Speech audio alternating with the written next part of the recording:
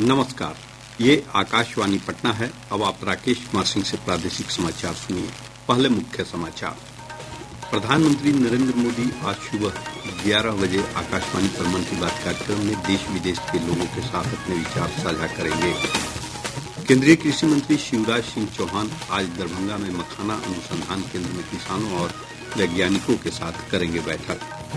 प्रधानमंत्री नरेंद्र मोदी कल भागलपुर में पीएम किसान सम्मान निधि की 19वीं किस्त जारी करेंगे। बिहार के किसानों को मिलेगा लगभग 1600 करोड़ रुपया। और आईसीसी पुरुष चैंपियंस ट्रॉफी क्रिकेट प्रतियोगिता में आज भारत का मुकाबला पाकिस्तान से होगा। अब समाचार विस्तार से। प्रधानमंत्री नरेंद्र मोदी आज सुबह 11 बजे आकाशवाणी पर मन की बात कार्यक्रम में देश विदेश के लोगों के साथ अपने विचार साझा करेंगे। यह मासिक रेडियो कार्यक्रम की 119वीं कड़ी होगी। आकाशवाणी और दूरदर्शन के सभी नेटवर्क आकाशवाणी समाचार वेबसाइट और news on AIR mobile app पर प्रसारित किए जाएंगे। मन की बात कार्यक्रम को प्रसार भारती के ओटीटी प्लेटफॉर्म वेब्स पर भी सुना जा सकता है। इसके अलावा आकाशवाणी की वेबसाइट और न्यूज ऑन एआईआर के मोबाइल ऐप पर भी यह उपलब्ध होगा। कार्यक्रम का आकाशवाणी, दूरदर्शन समाचार, प्रधानमंत्री कार्यालय और सूचना तथा प्रसारण मंत्रालय के यूट्यूब चैनलों पर भी सीधा प्रसारण होगा। इसके तुरंत बाद मैथिली भाषा में इसका प्रसारण आकाशवाणी के दरभंगा केंद्र से किया जाएगा। इसी प्रसारण को दोबारा रात्रि 8 बजे से भी सुना जा सकता है। प्रधानमंत्री नरेंद्र मोदी कल भागलपुर में प्रधानमंत्री किसान सम्मान निधि की 19वीं किस्त जारी करेंगे। इस योजना के अंतर्गत किसानों को 3 सम्मान किस्तों में वार्षिक 6,000 रुपये दिए जाते हैं। बिहार के किसानों के खाते में लगभग 1600 करोड़ रुपये भेजे जाएंगे। देश भर के 2 करोड़ 50 लाख किसान इस कार्यक्रम में व्यक्तिगत और ऑनलाइन माध्यम से शामिल होंगे। इस दौरान प्रधानमंत्री 526 करोड़ रुपए के निवेश से वारसलीगंज नवादा तिलैया रेलखंड के दोहरीकरण का उद्घाटन करेंगे। इसके साथ ही 10,000 एफपीओ का गठन और संवर्धन के साथ राष्ट्रीय गोकुल मिशन के अंतर्गत मोतिहारी में 33 करोड़ 80 लाख रुपए की लागत का स्वदेशी नस्लों के लिए क्षेत्रीय उत्कृष्टता केंद्र सीओई और 113 करोड़ 27 लाख रुपए के निवेश से बरौनी में दुग्ध उत्पाद संयंत्र का उद्घाटन करेंगे। इधर कार्यक्रम का सीधा प्रसारण दूरदर्शन के माध्यम से किया जाएगा। कार्यक्रम में शामिल होने के लिए मुखिया, सरपंच और जनप्रतिनिधियों को आमंत्रित किया गया है। भागलपुर में सभा स्थल पर तैयारियों को अंतिम रूप दिया जा रहा है। कार्यक्रम के दौरान बिहार की विशिष्ट कृषि उत्पाद से संबंधित सामानों की 12 और भारत सरकार की 50 प्रदर्शनी लगाई जाएगी। इसमें भागलपुर का सिल्क और कतरनी चावल, जर्दालू आम, मंजूसा पेंटिंग समेत अन्य उत्पाद शामिल होंगे। इधर एनडीए के कई बड़े नेता तैयारियों का लगातार निरीक्षण कर रहे हैं। भाजपा के प्रदेश अध्यक्ष डॉक्टर दिलीप जायसवाल, राष्ट्रीय प्रवक्ता और भागलपुर के पूर्व सांसद सैयद शाहनवाज हुसैन, प्रदेश महामंत्री मिथिलेश तिवारी समेत पार्टी के कई बड़े नेता जनसंपर्क कर लोगों को कार्यक्रम में शामिल होने का न्योता दे रहे हैं। केंद्रीय कृषि मंत्री शिवराज सिंह चौहान आज दरभंगा स्थित राष्ट्रीय मखाना अनुसंधान केंद्र पहुंच रहे हैं। हमारे संवाददाता ने बताया कि कृषि मंत्री विभाग के केंद्रीय स्तर के अधिकारियों और जिला के शीर्ष अधिकारियों के साथ मखाना अनुसंधान केंद्र में वैज्ञानिकों के साथ समीक्षा बैठक करेंगे। केंद्रीय बजट में मखाना बोर्ड के गठन की घोषणा के बाद केंद्रीय कृषि मंत्री का दौरा काफी महत्वपूर्ण माना जा रहा है। कृषि मंत्री श्री चौहान ने कहा है कि किसानों से बातचीत भी करेंगे। किसानों के बीच जाएंगे, मखाना कैसे बोते हैं देखेंगे, उनके साथ बैठेंगे और मखाना बोर्ड बनेगा तो किसानों की सलाह के आधार पर बनेगा। इसके पहले मैं सुपारी उत्पादक किसानों के बीच में गया, उनकी कठिनाइयां देखी, उनका समाधान करने की कोशिश। इसके पहले नारियल उत्पादक किसानों के बीच गया। किसान भाइयों, कृषि मंत्री भी कृषि भवन में और बंगले में कैद नहीं रहेगा, आपके बीच खेतों में आएगा, बैठेगा और बैठ के समस्याएं जानेंगे और समाधान निकालने की कोशिश करेंगे।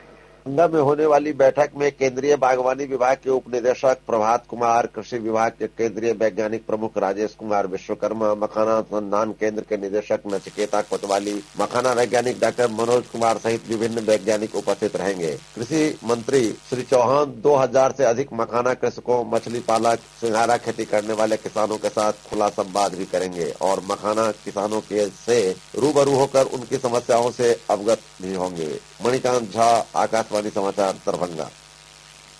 केंद्रीय गृह और सहकारिता मंत्री अमित शाह ने कहा है कि सहकारिता क्षेत्र में पिछले 3 वर्षों में केंद्र सरकार के प्रयासों में काफी तेजी आई है। पुणे में एक समारोह को संबोधित करते हुए उन्होंने कहा कि केंद्र सरकार देश में सहकारिता क्षेत्र को एक नया आयाम दिया है। जिन्हें राष्ट्र के सामने 2 संकल्प रखे, 2047 तक इस देश को पूर्णतः विकसित राष्ट्र बनाना, 2027 तक इस देश की इकोनॉमी को $5 ट्रिलियन की इकोनॉमी बनाना और हर एक व्यक्ति को देश के विकास के साथ जोड़ना, हर परिवार को समृद्ध कराना एक केवल और केवल कोऑपरेटिव मूवमेंट के माध्यम से हो रहा है। इसलिए मोदी जी ने सहकारिता मंत्रालय की स्थापना की। केंद्रीय मंत्री ने कहा कि देश भर के सहकारी बैंकों को वित्तीय कठिनाइयों से बाहर निकालने में मदद करने के लिए इस केंद्रीय संगठन का गठन किया गया है। अर्बन कोऑपरेटिव बैंकों के लिए एक अम्ब्रेला संगठन का कई सालों से एक पेंडिंग इश्यू चलता था। परसों ही हमारी एक मीटिंग समाप्त हुई है। मैं एक शुभ समाचार देना चाहता हूं कि एक प्रकार से हमने 300 करोड़ की जमा राशि अम्ब्रेला संगठन में बनाने का, इकट्ठा करने का काम समाप्त कर दिया है। श्री शाह ने सहकारी बैंकों से कामकाज में प्रौद्योगिकी को अपनाने का आग्रह किया। उन्होंने कहा कि सहकारिता क्षेत्र से संबंधित शिक्षा को बढ़ावा देने के लिए सहकारिता विश्वविद्यालय विधेयक लाया जाएगा। प्रादेशिक समाचार आप आकाशवाणी पटना से सुन रहे हैं और अब एक जरूरी सूचना। आकाशवाणी का प्रादेशिक समाचार एकांश पटना हिंदी भाषा के लिए आकस्मिक समाचार संपादक और आकस्मिक प्रसारण सहायक का पैनल तैयार करने के लिए योग्य अभ्यर्थियों से आवेदन आमंत्रित कर रहा है। आवेदन की अंतिम तिथि 7 मार्च है। अधिक जानकारी newzoneair.gov.in के वैकेंसी सेक्शन या प्रादेशिक समाचार एकांश पटना के एक्स हैंडल @AIRnews_पटना से प्राप्त की जा सकती हैं।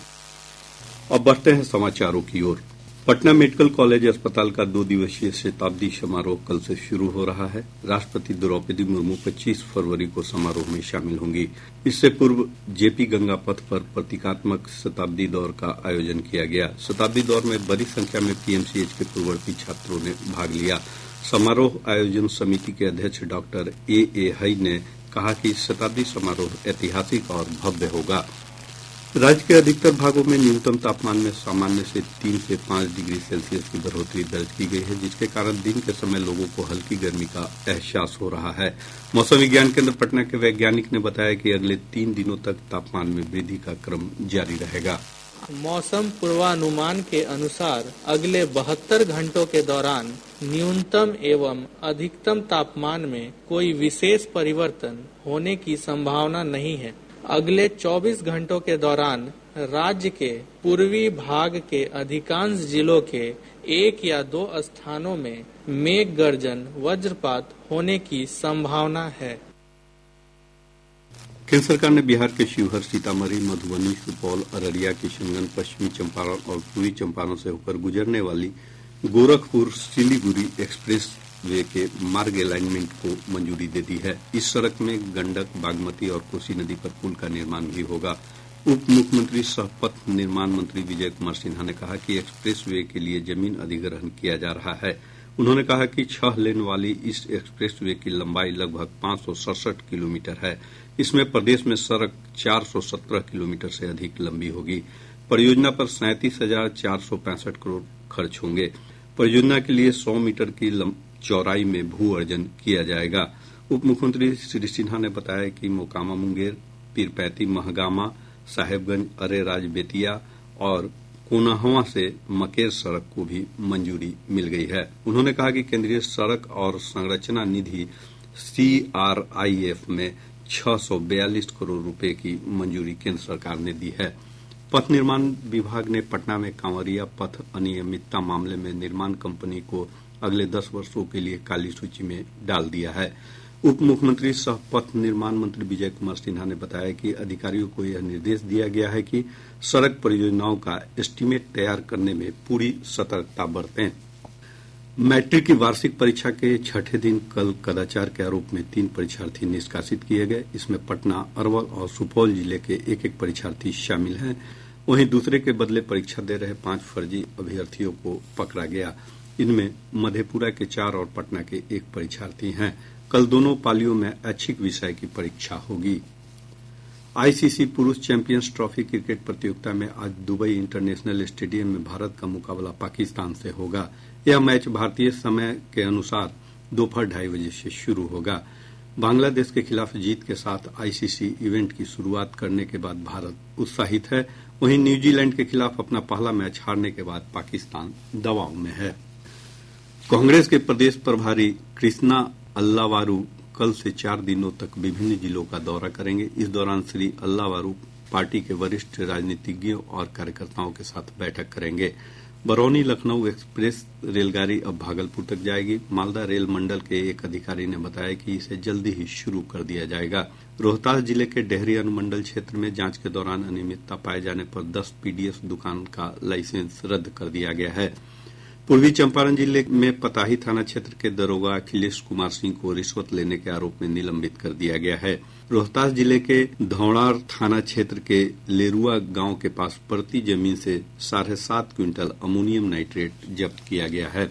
प्रदेश सरकार लघु खनिज ढोने वाले वाहनों पर vehicle location tracking system VLTS और जियो फेंसिंग के जरिए नजर रखेगी। सरकार ने यह निर्णय लघु खनिजों, मुख्य रूप से बालू को सही समय और स्थान पर पहुंचाने तथा कालाबाजारी रोकने के लिए उठाया है। अब पटना से प्रकाशित प्रमुख समाचार पत्रों की सुर्खियां।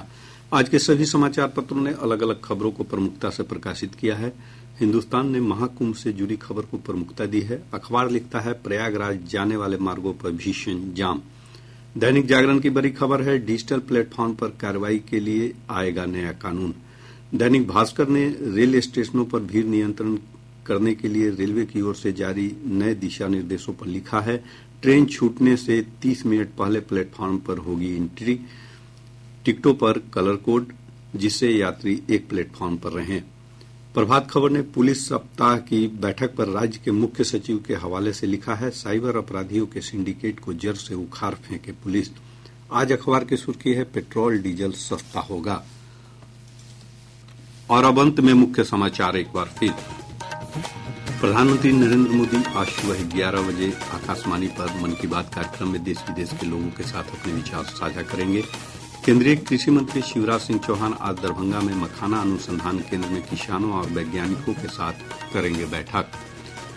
प्रधानमंत्री नरेंद्र मोदी कल भागलपुर में पीएम किसान सम्मान निधि की 19वीं किस्त जारी करेंगे।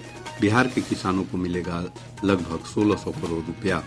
और आईसीसी पुरुष चैंपियंस ट्रॉफी क्रिकेट प्रतियोगिता में आज भारत का मुकाबला पाकिस्तान से होगा। इसके साथ ही आकाशवाणी पटना से प्रसारित प्रादेशिक समाचार का ये अंक समाप्त हुआ। आकाशवाणी पटना से अगला समाचार बुलेटिन दोपहर बाद 3:10 पर प्रसारित किया जाएगा।